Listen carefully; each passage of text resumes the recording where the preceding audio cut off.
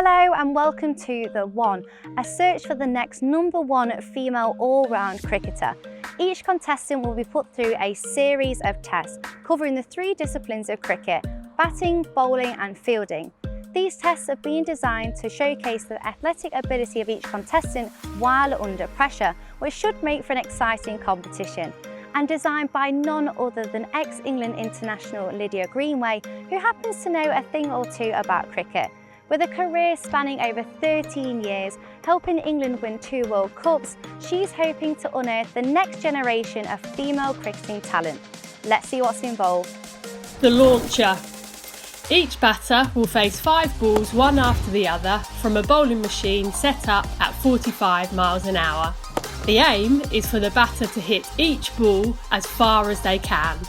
The zone in which the ball lands will be the score they achieve, and the batter will take their best score out of the 5 balls they face. Target zones. Each batter will face 5 balls, with 4 of the balls having to be hit through each of the 4 target zones. The 5th ball will be a randomly nominated target zone. Each ball is worth 2 points. 1 point will be scored for hitting the ball within the blue circle, so more of a defensive shot and perhaps an easier one to execute. And 2 points will be scored for hitting the ball through the blue zone into the green zone, so a harder shot but worth more points. There's a total of 10 points up for grabs. Speed gates. Each player will run a 2 as quickly as they can with their bat and pads on. Players will get 2 attempts at this, with their best time being taken. They will start with both feet behind the batting crease, and the time is stopped as soon as the player slides their bat through the batting crease. Player pick. Each player will decide where their zone will be on the wicket. This will reflect where they think they are able to bowl the ball on a consistent basis and with good effect, known as a bowler's stock ball.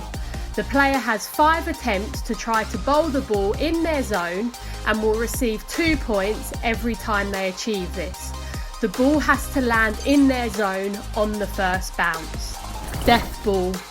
Each player will have 5 attempts to bowl the perfect Yorker. They will receive 1 point for landing the ball in the death zone and 2 points if they bowl the ball under the hurdle as indicated by the red zone. On demand. Each player will have 5 attempts to bowl a delivery picked at random.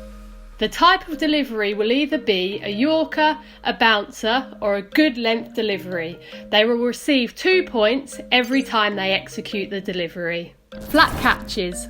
Each player will attempt to take 5 flat catches in each zone, 1 and 2. The number of points scored by each player will be dictated by the number of clean catches they take. Players will walk in and set themselves on the red line by the time a 3rd beep is sounded, ready to take the catch. High catches.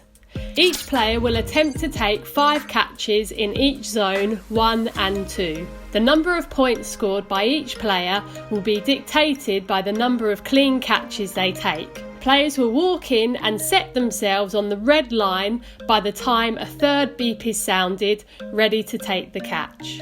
The longest throw.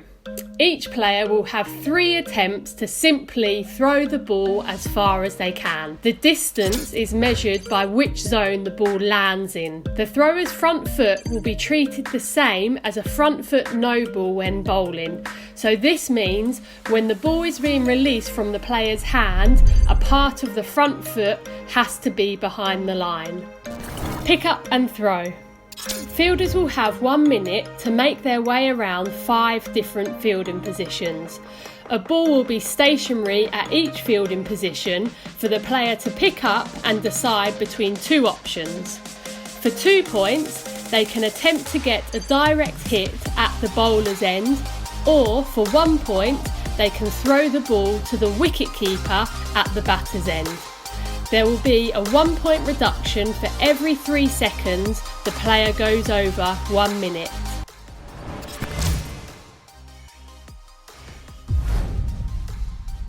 So Lydia, how's the competition been today?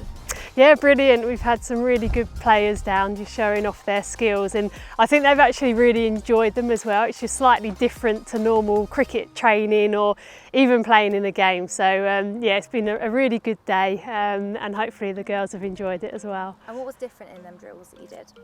I think just breaking down the elements of cricket and allowing them to express themselves, practice perhaps some new skills. You know, we saw in the batting, we've got one with 4 different zones, and suddenly they're working out, okay, well, how do I get the ball there? What shot do I need to play? And by the end of it, you know, the girls have worked out, oh, I need to play a reverse sweep to get it to this zone. So I think it just allows players to explore different methods and techniques whilst in, you know, being quite in a fun environment as well. I really enjoyed it.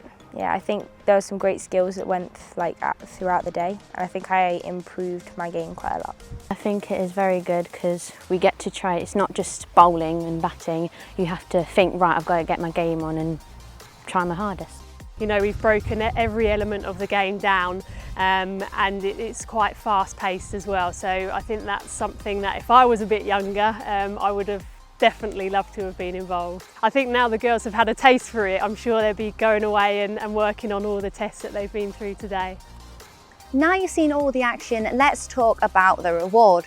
As well as being crowned the winning athlete will get to see what life is like at top of the game and a taster in the professional environment. You will get a custom bat, a kit sponsored for a year, one-to-one sessions with international pros, a day with England ladies cricket team, media sports PR training. Do you have what it takes? You better start practicing.